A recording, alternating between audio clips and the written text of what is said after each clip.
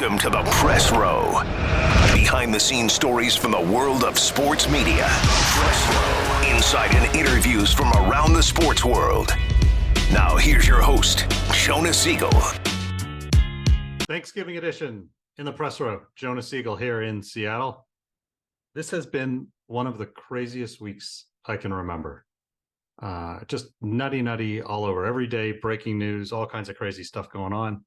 And really wanted to dive into all the changes that I think are going on or about to happen, both in an ownership and TV, and was super psyched when Dan Gladman, who did a lot of the production work and direction work for the Toronto Raptors during their championship years, popped up on my Twitter once again and offered to come on the podcast and talk about his work and some of the things that are going on in the crazy world of television and broadcast. So sit back, relax, and learn about the TV production side in sports with Dan Gladman.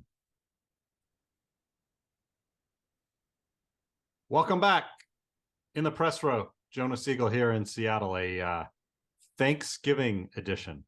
Man, oh man, a lot going on. It has been one of the craziest weeks that I can remember. And that does not talk about the geopolitical, that does not consider, I should say, the geopolitical situation going on in the world right now.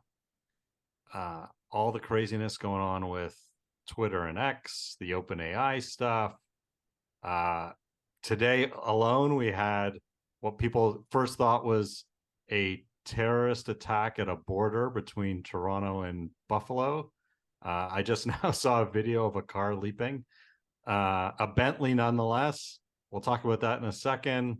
What's happened at OpenAI, tons of sports information, breaking news this hour that John Gibbons is heading back to Major League Baseball with the New York Mets. Just a bleep ton to talk about today.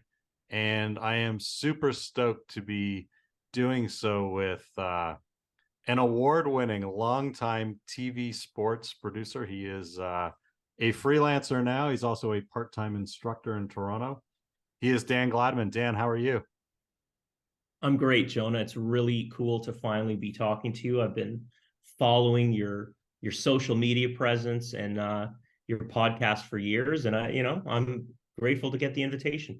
Well, I am humbled to have you on, and I'm sure you're going to educate me and my listeners. You know, it's funny. I as I often do here, I scoured the net for a bio on you. Thankfully, the fine folks at the College of Sports Media had something, because unfortunately, you don't have a Wikipedia page, Dan. We have to get your PR team on that. We'll call Mr. Wiki. Yeah, exactly. I think it get him out of Russia or wherever he is these days. Dan is an award. I'm reading here. Dan is an award-winning live sports event producer who led the production of the Toronto's Raptor game broadcast nationwide from opening night 2009 until Christmas Day 2019. He is the first and only Canadian to produce the NBA Finals and Eastern Conference Finals, easy for me to say, culminating in a Canadian Screen Award for Best Live Sports Event. This capped an 18-year run working for the Raptors TV properties. For 6 years, he appeared as a regular panelist on the weekly basketball talk show The Hangout on NBA TV Canada. He has appeared on CP24, CBC Toronto, and Sportsnet, The Fan 590, and has produced men's and women's basketball at the 2015 Pan Am Games, the NBA Summer League, Toronto FC soccer broadcast, and the American Hockey League Calder Cup Finals. He recently produced the championship game of the 2020 Canadian Elite Basketball Summer Series and presently hosts the podcast Gym Rats and Joints. And he was supposed to be on last week, but he got to spend some time in one of my favorite towns, Moncton. How's that? Is that fairly accurate and up to date? It's not totally up to date. Gym Rats and Joints was a podcast that I was working on with Javon Shepard and Andy Routens. It was kind of a little pet project in that first year of the pandemic. We did a year. We did 52 episodes, which I'm super proud of. But then I started getting busy again, and those guys also have a ton of work. And so we kind of, we got the first year done. We had a good time with it. And CEBL 2020, I was there, but I've been fortunate enough to produce the finals in the 4 years since, so 2020, 21, 22, and 23. So otherwise, it's pretty up to date. So where were you for the shot, if you will, the bounce, Kawhi? bounce? Yeah, the Kawhi bounce shot. I was in the Dome Productions truck at the Scotiabank Arena, and I was running the production that day. And it's interesting that you start there. It was a day I'll never forget. It was Mother's Day. It was a Sunday, like a Sunday evening game, and we were there was a Mother's Day brunch for my mom. I couldn't stay, but I didn't want to miss her on Mother's Day, so I ran up and surprised her and the family, and then zipped down to Scotiabank Arena to assumed my place in the truck for Game 7, and had a really interesting day and an interesting time with the Kawhi shot. As it was happening, I told myself, one way or another here, something incredible is going to happen, miss or make. So I want to be prepared. And I kind of removed myself emotionally from the moment, and just kind of watched it and trying to be as neutral as I could. And I remember when it went in, and everybody all the other people in the truck, everybody went crazy and screaming. And after that, I think we had 7, 8, 9 minutes showing the mayhem and the emotion. You saw Joel Embiid collapse in Marc Gasol's arms in tears. If you were watching Sportsnet that night, you saw that. If you were watching the game on ESPN, that wasn't there. They were showing replays of the shot. But it was our decision, myself, along with our award-winning director, Chris Phillips, to live in that live moment. Because this was something really people hadn't seen in Toronto and Canada since 93, the Joe Carter home run. But really, how many people in Toronto in 2019, you and I, Jonah, we remember it, but I feel like millions and millions of people maybe never saw it. And the Kawhi shot was just a greater moment. It was akin to the Alomar home run, right? Like, it was that where were you moment that we'll all remember. Well, where were you? Right here. Not sitting in that this chair. room? No, because Okay. there's no TV in here. But I was in this house and sitting watching it, and I can still smell the smell of the room. I can hear it. Matty D with the call. Fortunate to be able to get the Canadian coverage. Then didn't have to watch the American coverage. And that's kind of my next question is, Raptors fans from coast to coast and around the globe, pretty blessed with the Canadian content that they get. On the production side, do you guys know that as much as some of us who don't live in the city do? How special the team really is and was back then? I'm not talking about the players. I'm talking about the media side of things. I mean, I'll put it this way. I came out of school as a journalism graduate in 1999. And by 2001, I was working full-time for the Raptors. So they're like, at that point, about 5 years in, maybe 6 years in. They have Vince Carter, and there's a niche audience. But then Vince Carter leaves. And you just don't know if basketball and the Raptors are going to make it in Toronto. You're just not sure. The place was generally full every night, but the team wasn't very good, and the television ratings just weren't there. If we got 100,000 viewers, that was cool. But then one year TSN2 came in, and Rogers wouldn't carry it. So for an entire year, an entire generation of Raptors fans didn't even get to watch them. I had Rogers at the time. I couldn't get TSN2. I would have to go to work in order to watch the game, or find someone who had Bell. So there were a lot of low points. So to get to where we were and to be personally involved in it, to be on the road with the team for 14 years, to be on their charter, to check in at hotels with them, to see moments start to happen like Kyle Lowry and DeMar DeRozan being named All-Stars for the first time. That in their lives, that's big. To the fans, that might not seem like something, but there was no guarantee those players were going to be All-Stars. All of a sudden, under Coach Dwayne Casey, they're becoming All-Stars. They're becoming popular. And now they're selling basketball in Toronto and Canada again. Now you get to the playoffs in 2014, Eastern Conference Finals in 2016 against LeBron. And now we're seeing it. People like myself, the people I worked with for years, Leo Routens, Rod Black, Jack Armstrong, and people within the team, other staff people, to feel what it was like when that switch got turned.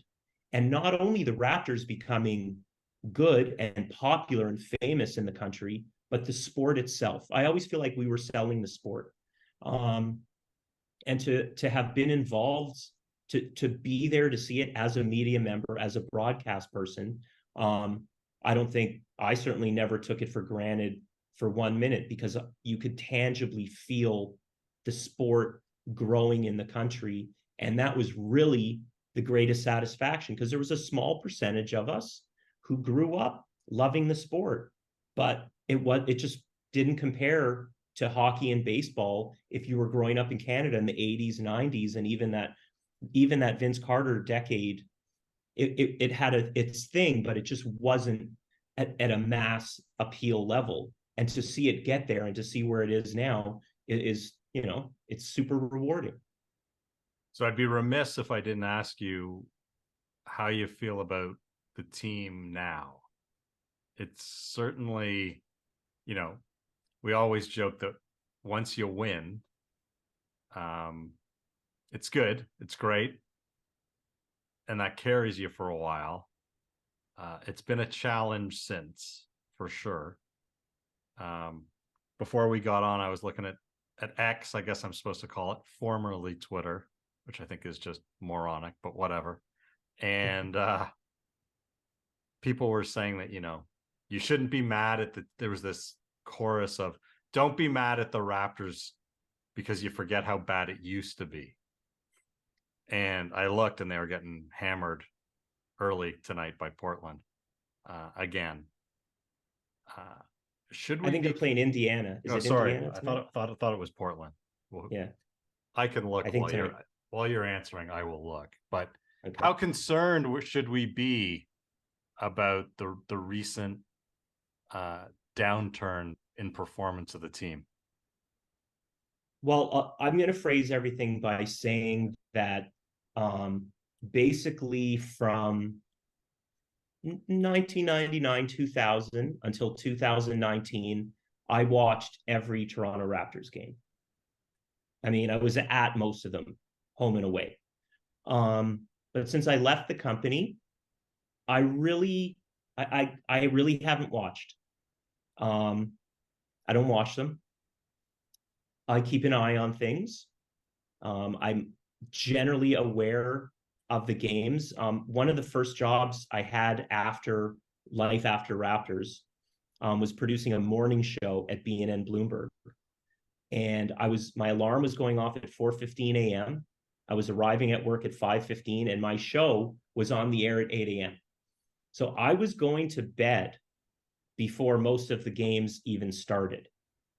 And I just kind of got in the habit of not watching.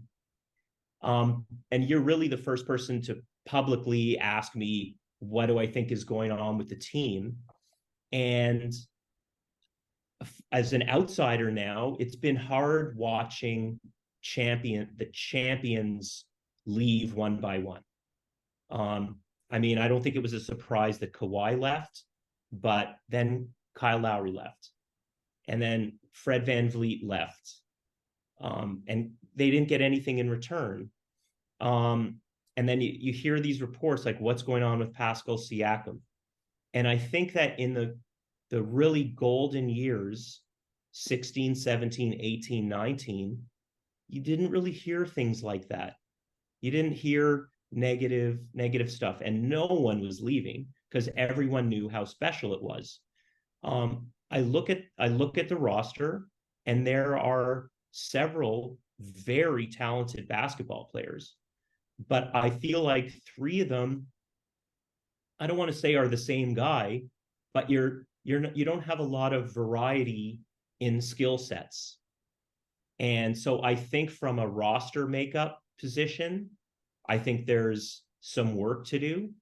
But overall, I don't know what direction the team or the entire organization is going in. I worked on Toronto FC games this calendar year. I witnessed the Maple Leafs win a round of the playoffs and then get handled in the second round. So I in my mind, as someone who doesn't watch that much and is an outsider, but who was formerly very close to it, I do have concerns about the direction of all the teams, and it's just based on the results. I mean, they haven't won anything since the Raptors won in the championship in 2019. It's almost going to be 5 years. And I think that the honeymoon has to be over. And at some point, they need to show that they can win again and that it wasn't a fluke. And I don't know what's been done to address that. With the Raptors, if you ask me how many games they're going to win this year, it's like 38, 40, 42. But what does that get you? Are you going to rebuild? Like you need a number 1 or 2 pick. They made a great pick with Scotty Barnes a couple years ago, but you need somebody else. So right now, I think, and I don't think this is controversial to say it, that there's some work to do. And I think it starts with picking a direction and deciding which way they want to go on the ice, on the pitch, and certainly on the basketball court. So fair to say that you are not a corporate insider. So what I'm asking for is clearly opinion. But the first question, follows everything that you just said. And that is, in my opinion, the most fascinating story is going to take place in a boardroom, not on a court, not on the ice, or not on a pitch. And that is that there are rumblings of ownership changes and percentage changes at your old employer. And we've seen, the first chapter, if you will, with part of the shares now going to an outside firm. And what brought you and I together for this discussion was the very public lack of bidding on MLSE's part for a WNBA team, which led to some pretty public disclosures of how that happened or why that happened. Apparent disagreements between Larry Tannenbaum and Edward Rogers Jr. I think it's impossible, from my opinion, to not discuss the boardroom and the ownership group when you talk about the future of any of the teams or all of the teams. And to me, I think that's the most important question for all of them, is ultimately, how is that going to unfold in the next several months? Would you agree? I would absolutely agree. And, I didn't not pay attention to the business side of it, but I didn't really care. And in the 4 years since I left the company, working, I do television shows at BNN Bloomberg. I read Sports Business Journal. I have come over to the side of following the business of sports. By the way, we're producing a newsletter called Business of Sports on BNN Bloomberg. Please subscribe. Little plug there. I think you hit the nail on the head there, because I now think that the boardroom, the business, is more fascinating than what's happening on the court. It is so intriguing. And you look at this situation, when I talk to people in the United States, friends, colleagues, people I just meet in the sports industry. And I explain to them the ownership structure of MLSE. I'm like, yeah, Bell and Rogers, they combine half and half to own 75% of this company. And then I say to them, yeah, it's like, Verizon and AT&T being partners. And the Americans are like, what? How do blood rivals become partners? And that is the scenario. And then you see the succession. However, how Edward Rogers got there, I have no idea. I'm sure there'll be a movie or a television show about it one day. And his intentions are clearly don't line up with the intentions of Bell and Kilmer Sports. The WNBA is kind of this like touchstone for the disagreement, which goes obviously so far beyond the WNBA. What direction do the Leafs go in? What direction do the Raptors go in? How much money gets invested here? How much money gets invested there? And ultimately, the biggest thing is going to be, well, what happens when it's time to sell off one or both of the teams? They invested for $1 billion 10, 12, 14 years ago, whenever it was. For $1 billion, they got the Leafs, the Raptors, TFC, and I believe the real estate. I'm not 100, but whatever. That's small potatoes compared to the teams. We're seeing NBA teams valued and sell for $4 billion US. What Jordan sold the Hornets for like 3 or 3.5 billion. The Forbes came out and valuated the Golden State Warriors at like $7.3 billion US. If Bell and Rogers sold off the Raptors, they would each get like double their investment, if not triple, and they'd still own the Leafs, the most valuable hockey franchise in the world. So I think that there's so much intrigue, there's so much potential for what's going to happen. And the next TV deal is going to dictate what move is made there, because at some point the shareholders are going to say, we've made the return on investment is incredible. Let's get out of this business now. We don't need it. Right. So first of all, you were correct. I forgot to tell you before. The Raptors are playing Indiana. I was wrong. There we go. It takes a big man to admit that he's wrong. And as everyone tells me, I am a big man. So two things I think are important to note. One, it's virtually impossible to have the discussion that we're having without including media rights, because on the NHL side, that's where all the money is. So you can't, and in Canada, there's only 2 players in media right now, and the 2 of them happen to split ownership of the main franchises, and one of them owns the baseball team. So they're even stranger bedfellows, if you will, when you keep that in mind. The second part is the most intriguing question, and this is maybe unfair, but it's a podcast and who cares? So if the parties were going to sell, the numbers are so big, who's going to be the buyer? Because the numbers are that big and the media stakes are in play. So if either of these guys are going to sell, they're not going to want to sell the media rights, because who's going to carry the games? The games have to be on one of Rogers or Bell or both. They want that. They're not that stupid. Well, maybe they are, but let's suppose they're not that stupid. But who's going to write that check? Because it's big and it's going to be a US number. Big. I have 2 answers to that question. And the first one is to kind of maybe disagree. Okay. Who says the games have to be on Sportsnet or TSN? Why do they? I mean, the NBA deal is up in 2 years. Adam Silver has told all the teams, don't make any television deals. And half of them lost their regional sports network rights. Bally went under, and teams like the Utah Jazz are coming up with their own way to put the games on TV for a couple of years, and it's mostly streaming. And there's the key word.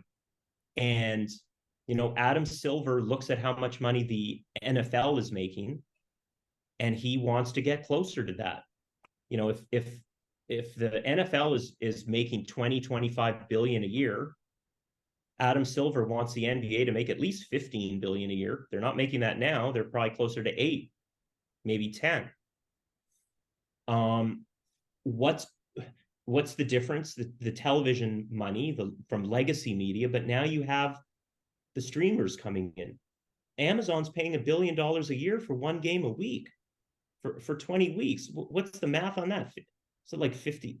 Is it 50 million a show? And they're doing the Black Friday game, and they're just going to inundate people with sales offers the whole game who are watching on Prime. MLS on Apple, to me, is the indicator of what's coming next.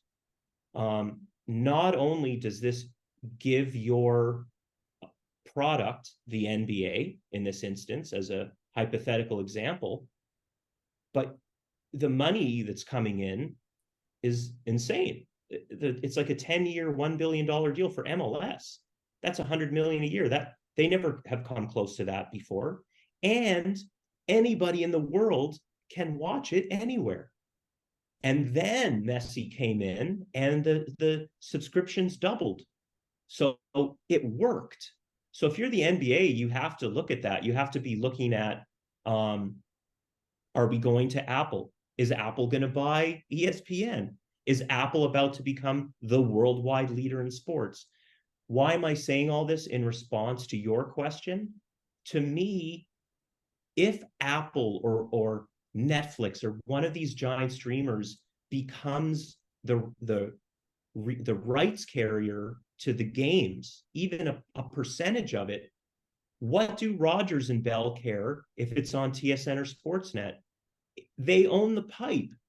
So even if you're watching it on Apple or Prime, one way or another, you're paying Bell or Rogers to watch. So to me, if that becomes the case, I think that makes TSN and Sportsnet obsolete, because Bell and Rogers are going to make the money off of the broadcasting one way or another. So to me, it has to be considered in the next business maneuver.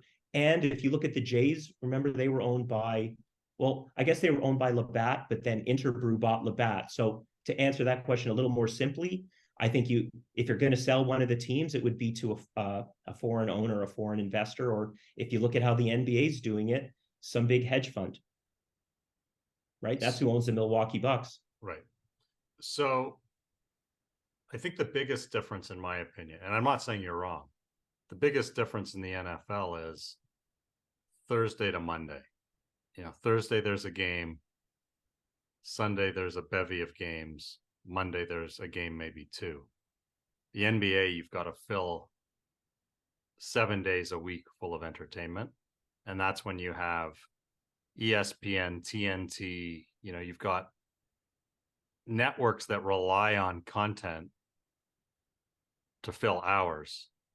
On this side of the border, my understanding is that the networks are pretty upset that Monday Night Football is available both on ESPN and on ABC as a result of the strike that just ended. But it filled a ton of hours, and it decimated the advertising market because Taylor Swift happens to be dating a football player. It is what it is, right? So while I agree with you, because I'm digital first, I think that eventually we're going streaming all in. I'm not sure that the next deal is 100% streaming.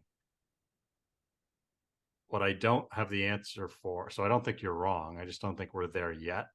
What I don't know is how that implicates, what the implications are for Canada quite yet, and how that implicates what implication that has on the Canadian audience. And what we haven't talked about, that's the NBA side of it. The bigger question, obviously, is when Gary's sweetheart deal expires, what happens there? Now, I recognize you spent most of your time in the NBA. But when that bad boy expires, what happens? Because he got one hell of a sweetheart deal from Rogers that I don't think anybody thinks is going to be replicated again. That's proven to be challenging for Rogers for sure.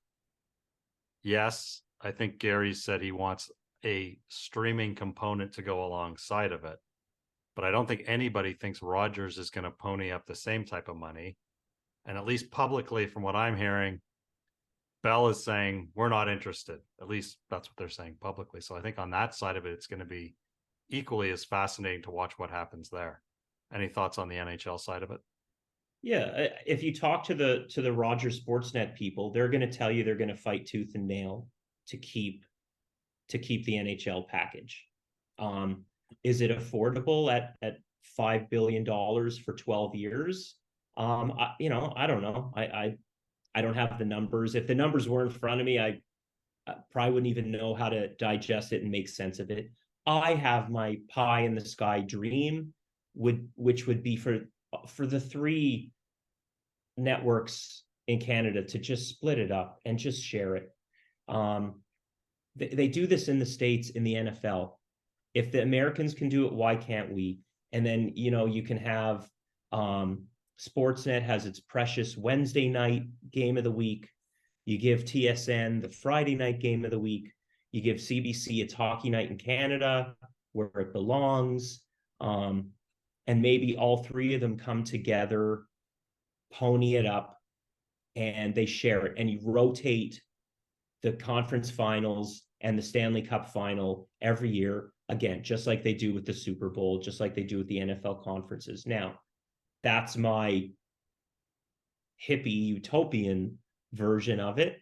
Again, I don't know if the Rogers board and the Bell Media board are willing to do that. I don't know if Bell Media is interested in spending that kind of money. I know everyone at TSN is, but they're owned by Bell Media, and Bell Media is making cuts. They're not necessarily investing as much in productions, right? Those games are really expensive. And what if Apple comes sniffing around, or Prime, or YouTube? What if they have this sweetheart deal? What if they come to Bettman and they say 10 billion? What does he do then? What his, as you called it, his sweetheart deal ends, and he gets a sweetheart deal that's double, and all of a sudden Canadians are left in the lurch because it's not on cable TV anymore. But you're digital first. The next generation, they're digital only. Correct. So I think at some point a decision is going to have to be made, and it's probably going to be the almighty dollar that makes the decision for everybody, because the money in tech is just so much more than it is in cable television and these networks, no matter who they're owned by. And the difference now is, I don't know how much it helps you sell cell phones and bandwidth to have a team or a league when they're just going to be streamed. You're going to make all the money because you own the pipeline. So I think all those things, and probably 100,000 other things that I'm not smart enough to really know about, but I think those things are going to come into play. And the next round of negotiating for the NHL deal in Canada, it's going to be super interesting, because the tech companies are going to really disrupt. Well, that's why I think that it's impossible to not have the discussion about Maple Leaf Sports ownership and not have the TV discussion at the same time. Absolutely. They're hand in hand. It's basically the same conversation. Do you think that and again, I don't know how much time you watch hockey content, but as someone who watches a lot and hears from a lot of people, the battle cry I hear a lot these days, unlike the Raptors side of things, I think Raptors fans genuinely love Raptors broadcasts, where I think hockey fans in Canada are really frustrated with the quality of the national broadcasts in Canada versus the competition right now in the States. And that what they see on ESPN and TNT on hockey, they find superior to that on Sportsnet Hockey Night in Canada. And that's new. We used to take great pride in the fact that it was our game. Nobody did it better than we did. And I can tell you on a typical Saturday night, and I have the benefit of being on the West Coast. So for me, it starts at 4:00, which is a gift. But my phone lights up from 4 to 7 during that early game with people just bitching and moaning about the pregame, the video, the intermissions, the cameras, everything. Any comment on why you think the US has suddenly surpassed the Canadian quality, if you will, of the broadcast in hockey? I don't think I have a tangible response. I just don't watch it enough, but I have an emotional response. Those are the best ones. Okay, well, I think it comes, the answer is probably the same answer as 90% of questions. It probably comes down to money. If you're TNT, and I'm not even sure who owns them now, is it AT&T? Is it Time Warner? I always kind of forget. They didn't get hockey, NHL, just to have it. They're competitive. They want to have the best show. TNT's basketball show is just amazing. To me, it is the standard in North American sports, and their baseball show is pretty damn good too. And so hockey was an opportunity for them to flex that muscle a little bit more. I don't know how Gretzky is as an announcer, but how did Canada never hire Gretzky to be an announcer? It's Gretzky. You think if the Americans could have Jordan, they wouldn't have him? They have Barkley, the next best thing. I think that I'm just assuming they invested a lot of money, and the people who work on it want it to be as good as possible. Am I saying the people in Canada who do hockey don't want it to be the best possible? Of course they do. And I know for a fact there's some damn good producers and directors and talent who work on those shows. I know a lot of them personally, and they're super creative people. I just have to guess that the money that goes into a production on an American, especially a national show, TNT, you were talking about this earlier about NBA and NHL. It's a Monday to Sunday thing. It's 7 days a week. It's not like the NFL. Well, TNT does what, 2 games a week? Yeah. ESPN probably does a handful. Sportsnet's doing a ton of games. I mean, on Saturday alone, they're probably doing 4 games. So that's a lot of people working on a lot of shows, but it's a lot of money being spent. So, I just have to assume the budget on a show in the USA allows them to have a show that the Canadian audience might, people rush to judgment on these things, but it's possible that the American show has a bigger budget and therefore it might look better on television right now. So you teach TV production now, correct?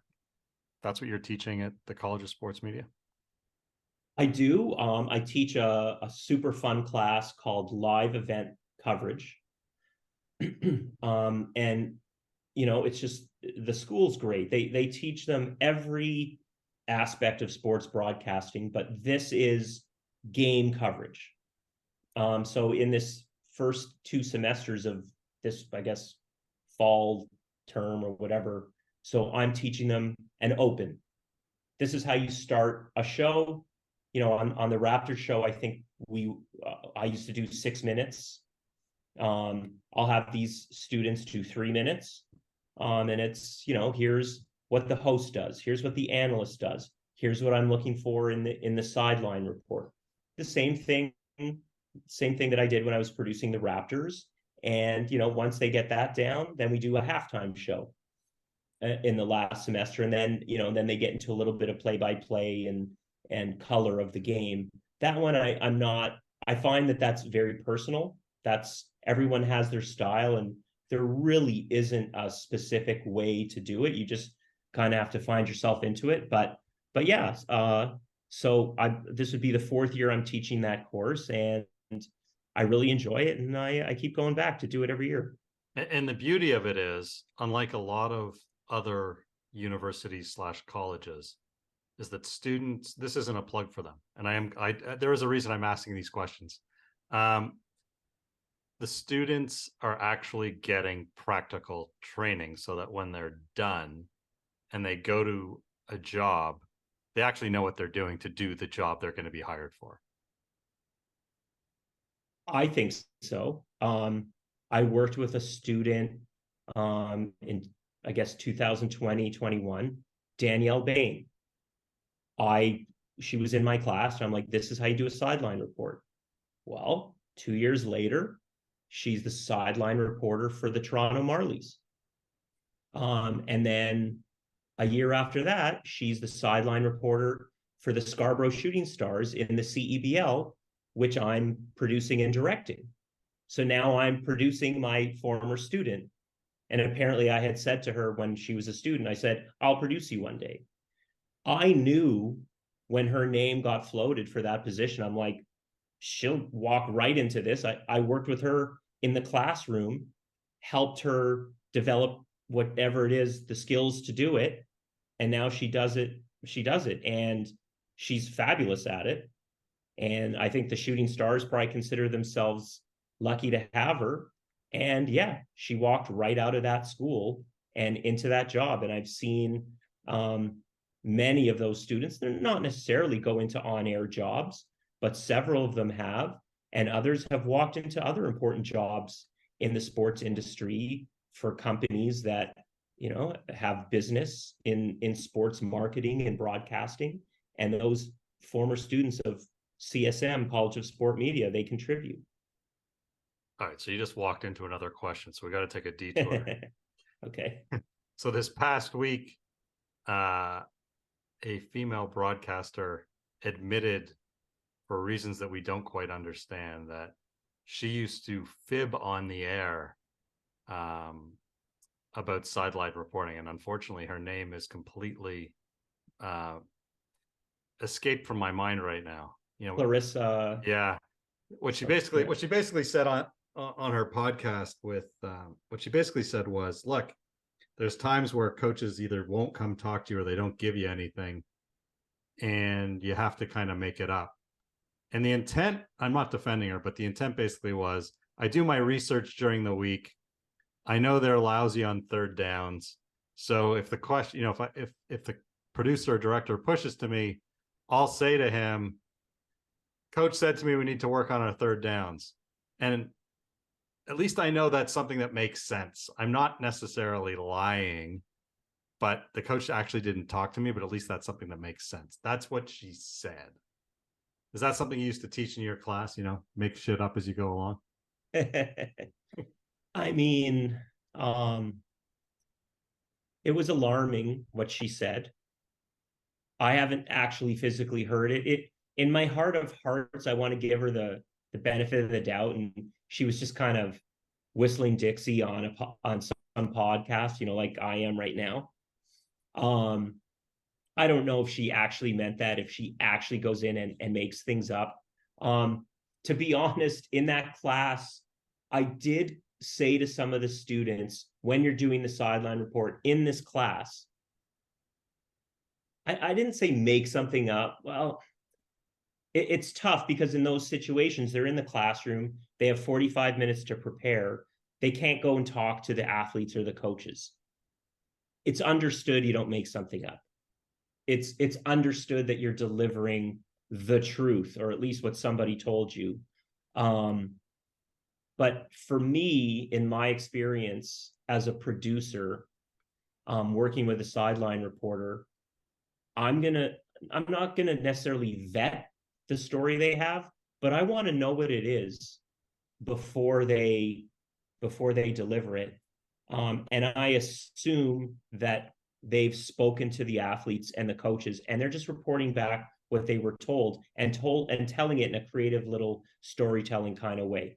If a reporter goes into a huddle in a basketball game, or the coach refuses to talk to them for whatever reason, and they don't have anything, as the producer, just tell me that, and we won't do a story here, and we'll do something a little later on.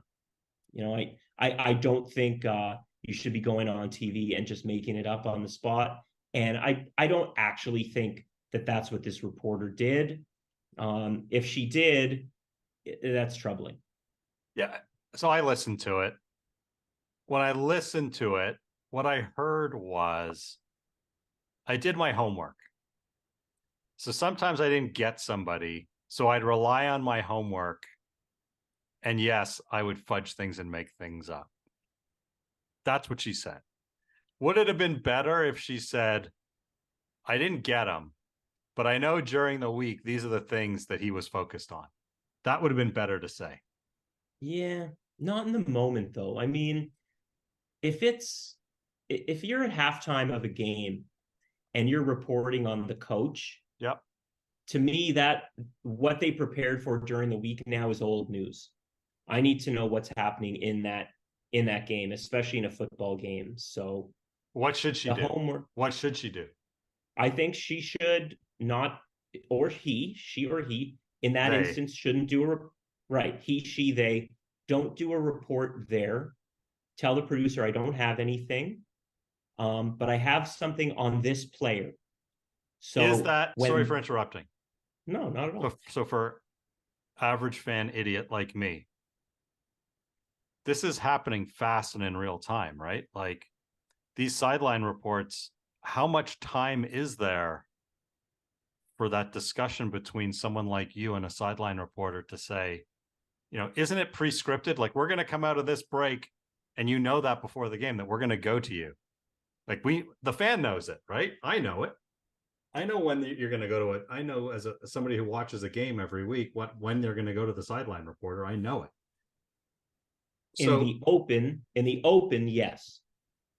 Okay, so even in football, I know generally speaking in football, for sure, after the half, going into the half, that there's going to be a sideline report. Now, if somebody gets hurt, something happens, yes.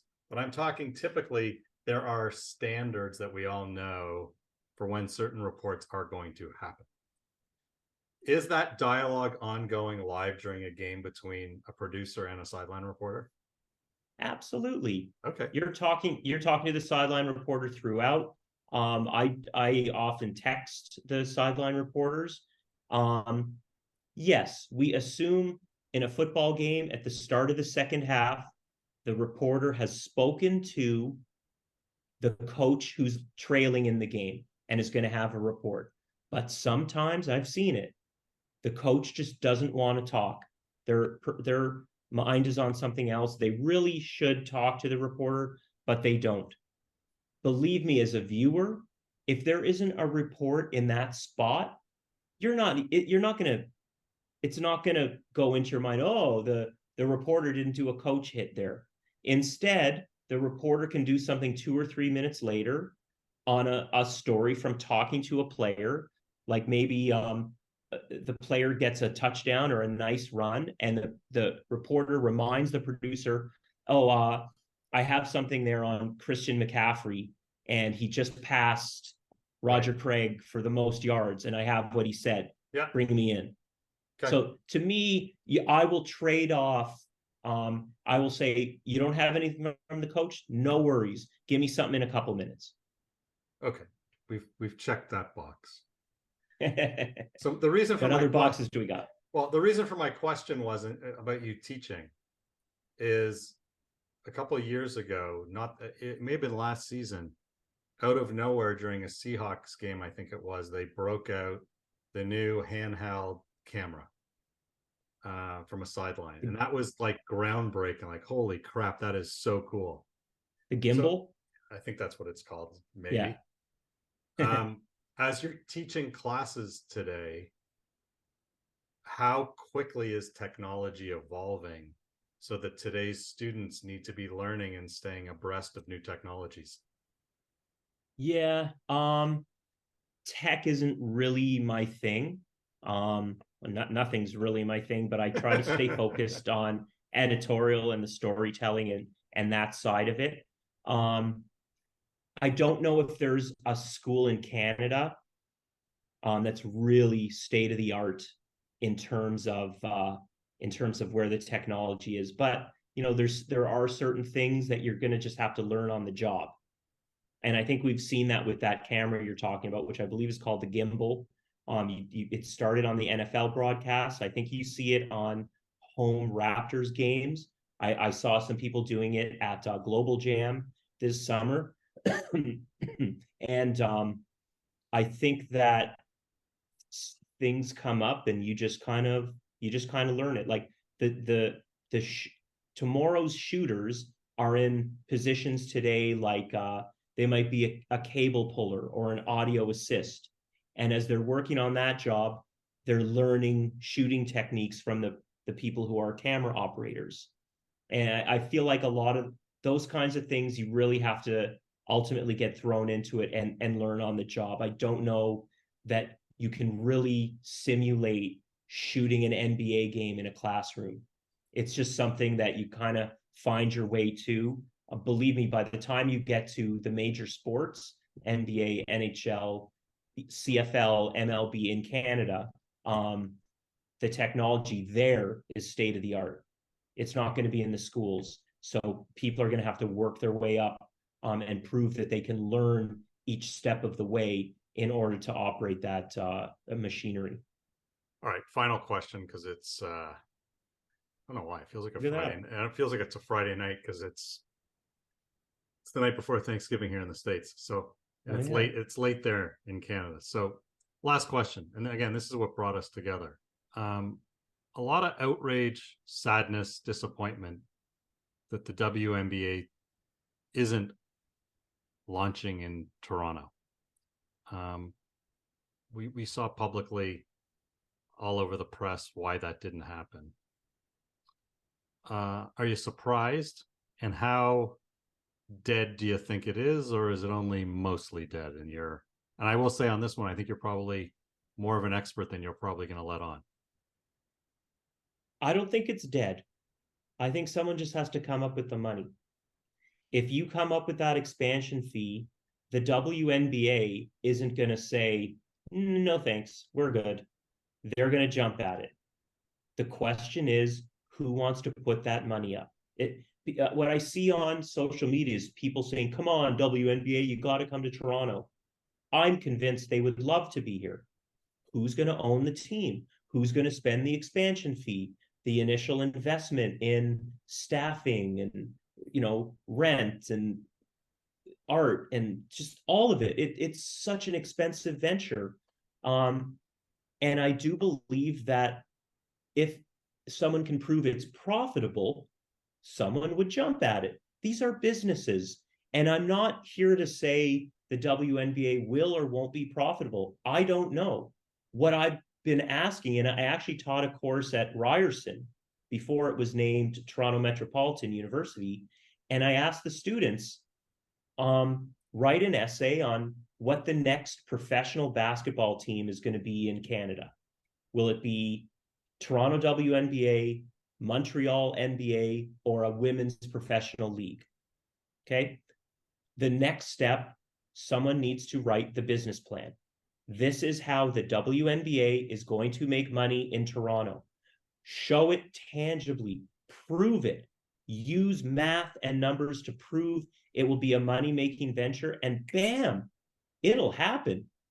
But like any business, until you have the numbers that prove it's profitable, then no one's going to establish the business. So there has to be a way to prove where that revenue is going to. How much are tickets going to be?